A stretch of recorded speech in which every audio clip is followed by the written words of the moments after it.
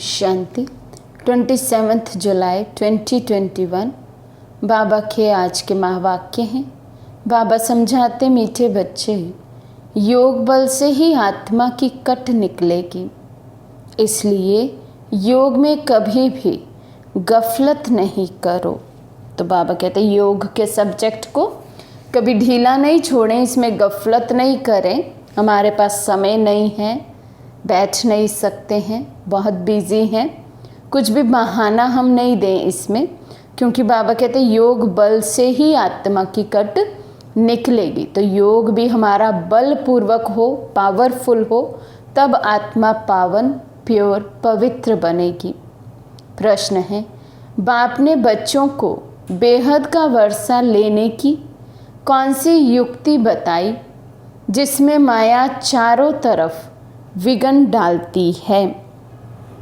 बाबा समझाते, बाबा ने युक्ति बताई, बच्चे तुम ब्रह्मा कुमार कुमारियाँ, एक बाप के बच्चे, आपस में भाई बहन हो।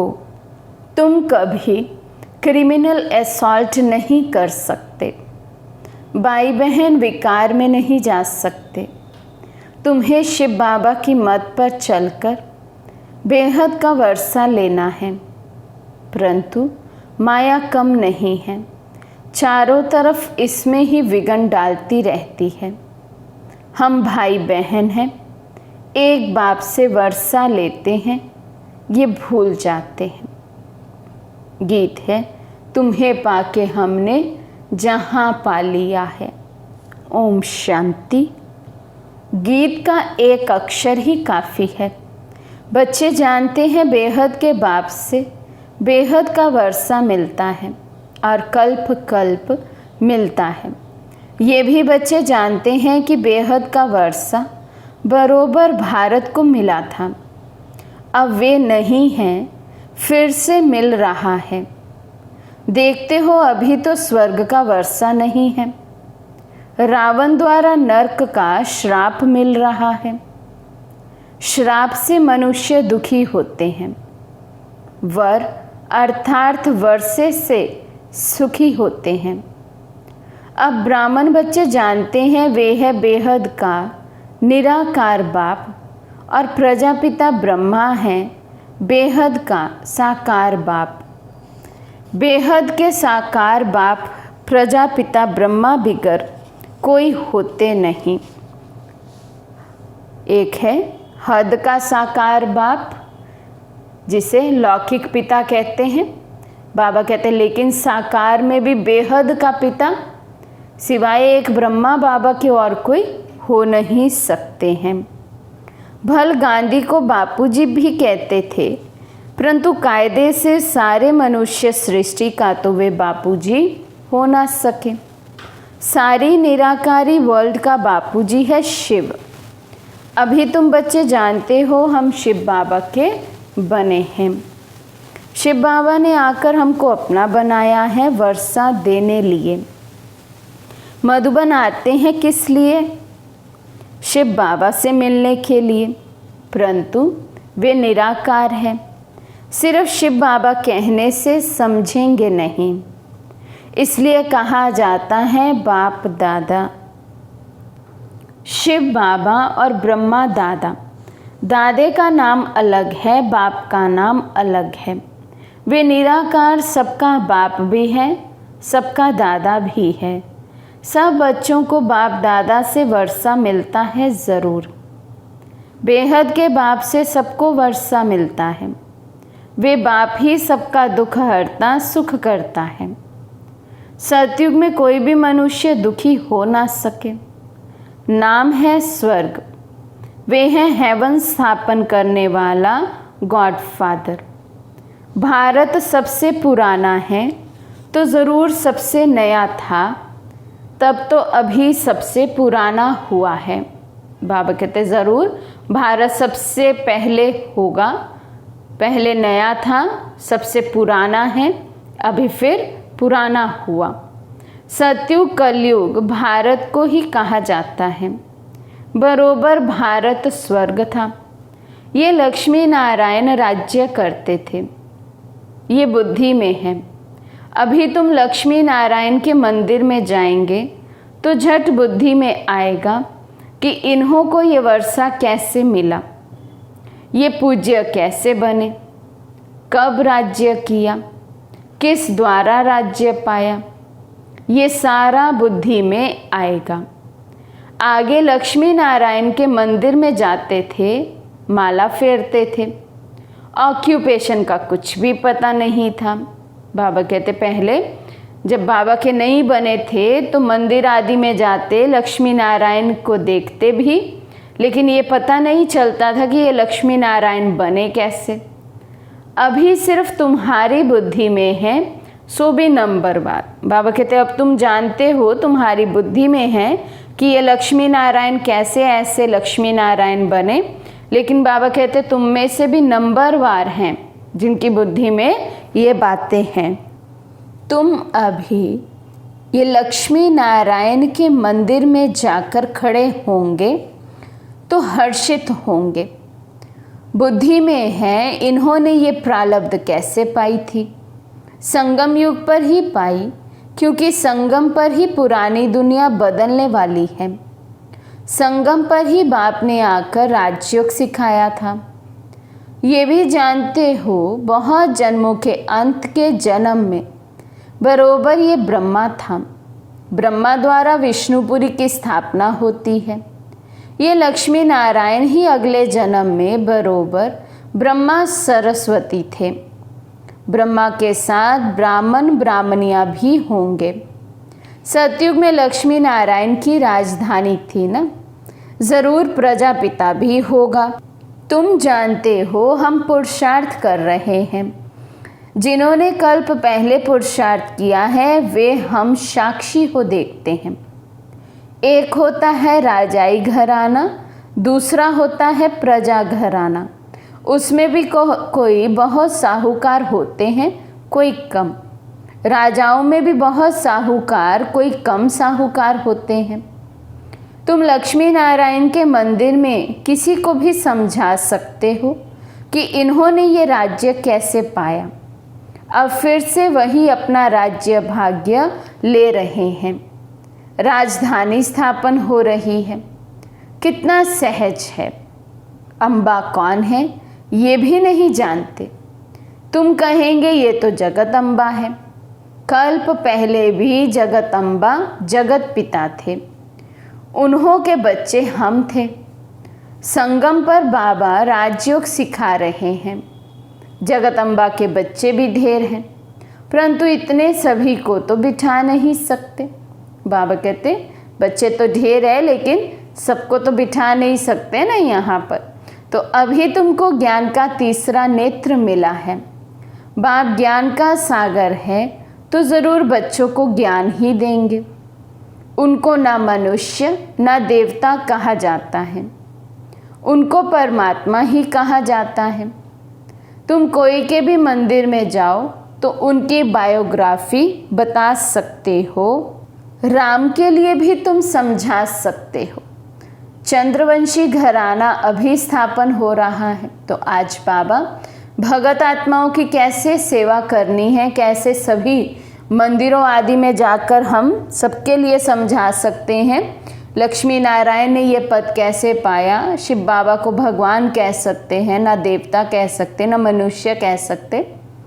राम कौन थे, कैसे चंद्रवंशी बने, तो बाबा कहते ये सब बातें अब तुम बच्चों की बुद्धि में हैं और तुम समझा सकते हो। तो ब्रह्मा द्वारा ब्राह्मणों का भी धर्म स्थापन होता है। ब्रह्मा का नाम कितना बाला है। ब्रह्मा द्वारा बाप ब्राह्मणों को रचते हैं। तुम ब्रह्मा कुमार कुमारियाँ होने से जानते हो हम एक बाप के बच्चे, आपस में भाई बहन हैं। फिर हम क्रिमिनल असॉल्ट कर नहीं सकते, भाई बहन विकार में जा नहीं सकते। बाप ने ये युक्ति रची है ड्रामा अनुसार। तुम भी ब्रह्मा कुमार, हम भी ब्रह्मा कुमारी। वास्तव में सारी दुनिया बीके हैं, क्योंकि ब्रह्मा जो है वो आदि पिता है, आदि देव है, आदि आत्मा है। जड़ों में बैठे हैं कल्प वृक्ष के, तो इसी नाते से चाहे कोई ब्रह्मा को जाने या नहीं जाने, लेकिन है सब ब्रह्मा की संतान भी। जैसे शिव बाबा की संतान है, वैसे ही सब ब्रह्मा की भी संतान हुए, तो सभी बीके हुए, परंतु जानते नहीं हैं। हम शिव बाबा की मद से बेहद का वर्षा ले रहे हैं। माया भी कम नहीं है, चारों तरफ विघ्न डालती रहती है। हम भाई बहन हैं, एक बाप से वर्षा लेते हैं, ये भूल जाते हैं। ये तो अच्छी रीति समझते हो, सतयुग में एक ही धर्म था, बाकी सब धर्म खत्म हो जाने हैं। ये भी बच्चे जानते हैं, ये कोई नई बात नहीं है। हर 5000 वर्ष बाद ये चक्र फिरता है। तिथि तारीख भी लिखी हुई है, ये भी बुद्धि में रहना चाहिए। हम शिव बाबा से इस युक्ति से वर्षा लेते हैं। लक्ष्य तो मिला हुआ है ना, बाप को याद कर बाप से वर्षा लेना है। याद अर्थात योग बल से ही कट निकलेगी, इसमें कोई गफलत ना हो। इसलिए मुरलियाँ मिलती हैं। रोज़ रोज़ आत्मा को डोज चाहिए, आत्मा को खुराक चाहिए। धारणा पक्की करने के लिए बार बार धारणा को याद कराना पड़ता है बाबा को।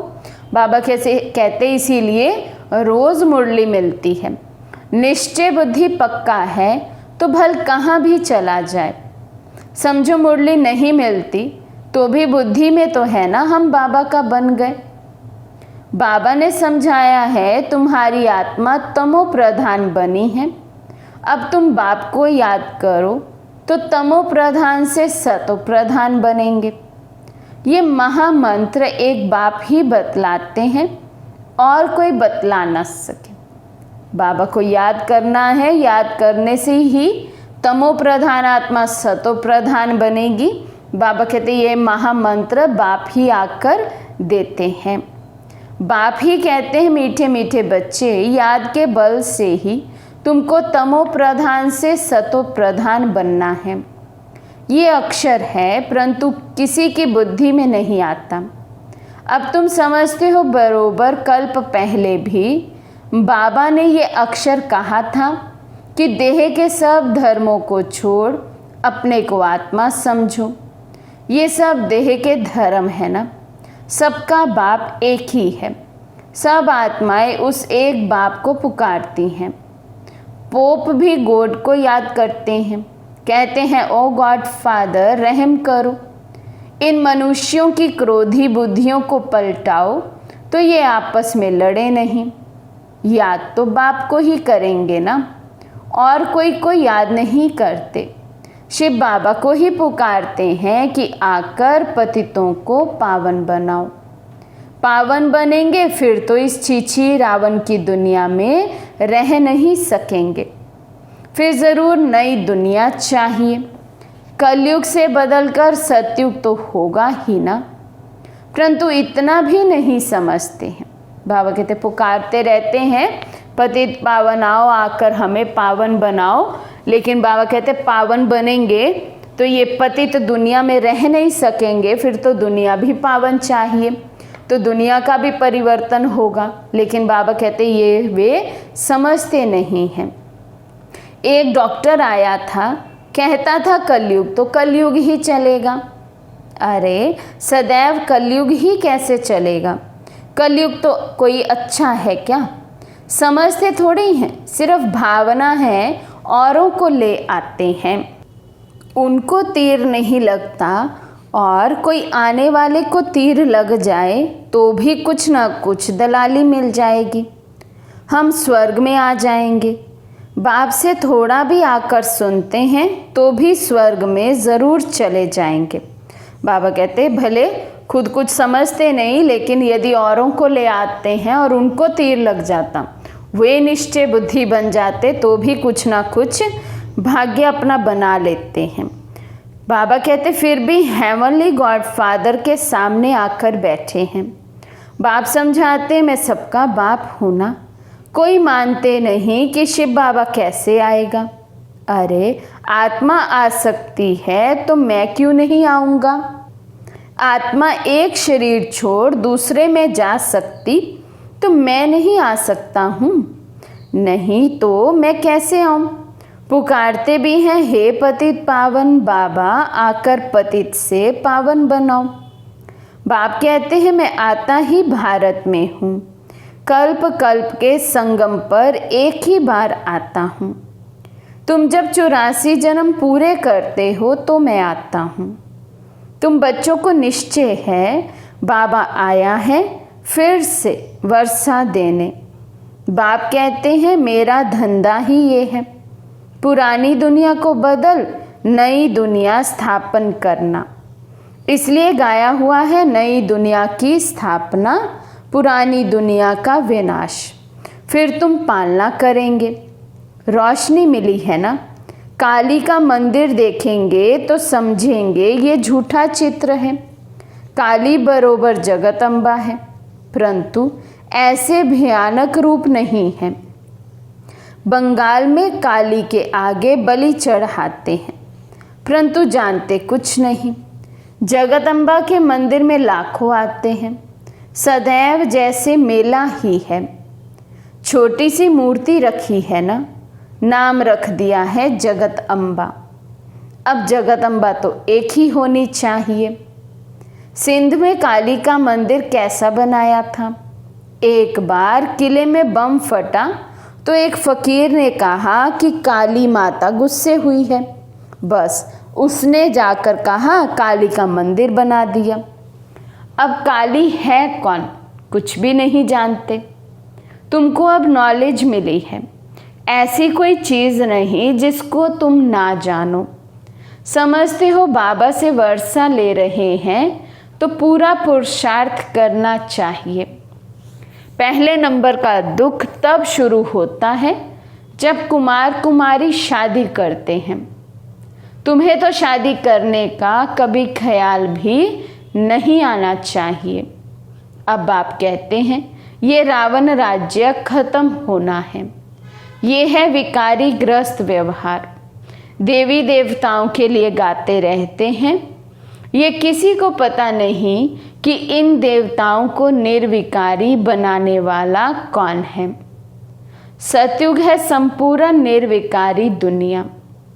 शास्त्रों में फिर दिखा दिया है कि वहाँ भी विकार थे, परंतु वे तो है ही वाइसलेस वर्ल्ड।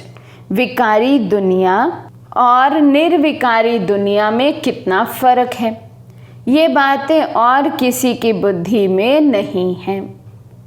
तुम जानते हो, ये लक्ष्मी नारायण का जब राज्य था तो कितने थोड़े मनुष्य थे। एक ही धर्म था, फिर वृद्धि को पाया है। चक्र भी पूरा लगाना पड़े तब कहेंगे पूरी पृथ्वी पर चक्र लगाया।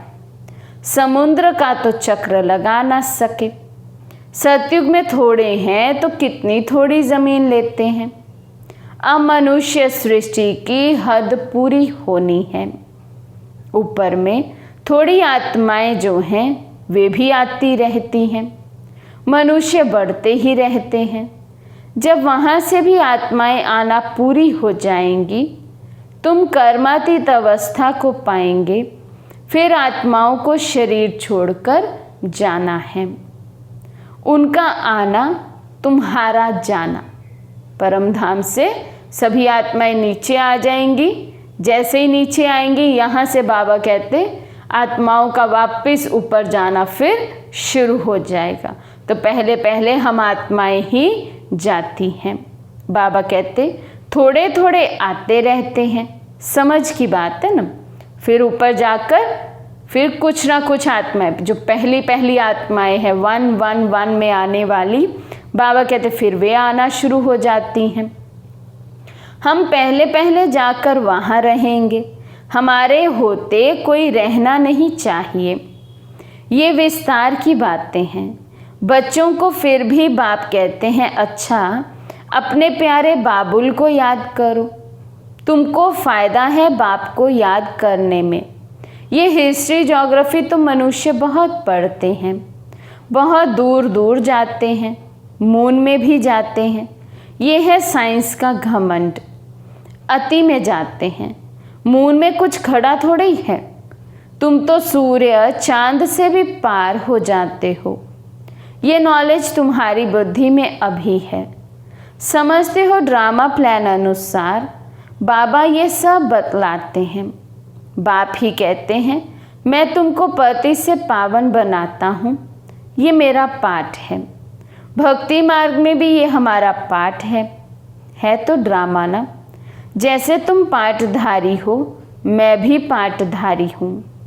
मेरा काम है तुमको पति से पावन बनाना। जो कुछ करते हैं तो उनकी महिमा होती है ना। इन लक्ष्मी नारायण की कितनी महिमा है, परंतु उन्हों को ऐसा लायक किसने बनाया। ये सुख धाम के मालिक थे। अभी तो अनेक प्रकार के कितने दुख हैं। आज कोई मरा, झगड़ा हुआ, भल किसी के पास लाख करोड़ पदम है, परंतु अगर कोई बीमारी आदि आ जाती है तो क्या करेंगे। बिरला के पास कितने पैसे हैं, एक जन्म में पैसा देखने में आता है, परंतु ऐसा कोई नहीं है जिसको कोई दुख नहीं है। किसी न किसी प्रकार का दुख सभी को होता है। अभी तो ये पैसे आदि सब मिट्टी में मिल जाने हैं। बाबा कहते कोई इस कलयुग में कितना भी साहूकार हो, धनवान हो, लेकिन कुछ ना कुछ तो दुख हर एक को लगा ही हुआ है, क्योंकि है ही दुख धाम कलयुग, पुरानी दुनिया। तो इसलिए बाबा कहते कुछ भी हो, भल सब सुख सुविधाएं भी हो, लेकिन बीमारी आदि आ गई, कुछ और हो गया तो फिर दुखी हो पड़ते हैं। अच्छा, मीठे मीठे सिकिलदे बच्चों प्रति माता पिता बाप दादा का याद प्यार और गुड मॉर्निंग। रूहानी बाप की रूहानी बच्चों को नमस्ते। हम रूहानी बच्चों की रूहानी बाप दादा को दिल व जान, सिक व प्रेम से नमस्ते नमस्ते नमस्ते जी। धारणा के लिए मुख्य सार। फर्स्ट पॉइंट, कर्मातीत अवस्था को प्राप्त कर वापस घर जाना है, परंतु जाएंगे तब जब आत्माओं का आना बंद होगा। इस विस्तार को बुद्धि में रख एक बाबुल को प्यार से याद करना है। सेकंड पॉइंट, ज्ञान की रोशनी मिली है, इसलिए निश्चय बुद्धि बन बाप से पूरा वर्षा लेना है। कहाँ भी रहते याद के बल से आत्मा को तमो प्रधान से सतो प्रधान बनाने का पुरुषार्थ करना है। आज का वरदान है, अपनी संपूर्णता के आधार पर समय को समीप लाने वाले मास्टर रचयिता भव। समय आपकी रचना है, आप मास्टर रचयिता हो। रचयिता रचना के आधार पर नहीं होते, रचयिता रचना को अधीन करते हैं। इसलिए ये कभी नहीं सोचो कि समय आप ही संपूर्ण बना देगा। आपको संपूर्ण बन समय को समीप लाना है। विनाश काल, विनाश के समय को बाबा कहते समीप लाना है, लेकिन उससे पहले स्वयं संपूर्ण बनना है। ये नहीं सोचो कि संपूर्ण तो हमें समय बनाएगा, समय आएगा हम पास हो जाएंगे। नहीं, वैसे कोई भी विघ्न आता है तो समय प्रमाण जाएगा ज़रूर, लेकिन समय से पहले परिवर्तन शक्ति द्वारा उसे परिवर्तन कर दो तो उसकी प्राप्ति आपको ही हो जाएगी। समय के आधार पर परिवर्तन किया तो उसकी प्राप्ति आपको नहीं होगी। समय आपसे कुछ परिवर्तन कराए तो प्राप्ति भी समय को होगी, लेकिन समय से पहले यदि हम बाबा की बात मानकर अपना परिवर्तन करें तो प्राप्ति हमें होगी। इसलिए बाबा कहते समय आपकी रचना है, आप रचयिता हो। पहला कदम आपको उठाना चाहिए। समय आपको परिवर्तित करे, समय आपको संपूर्ण बनाए, ऐसे नहीं। आप संपूर्ण बनकर समय को समीप लाने के निमित्त बनो।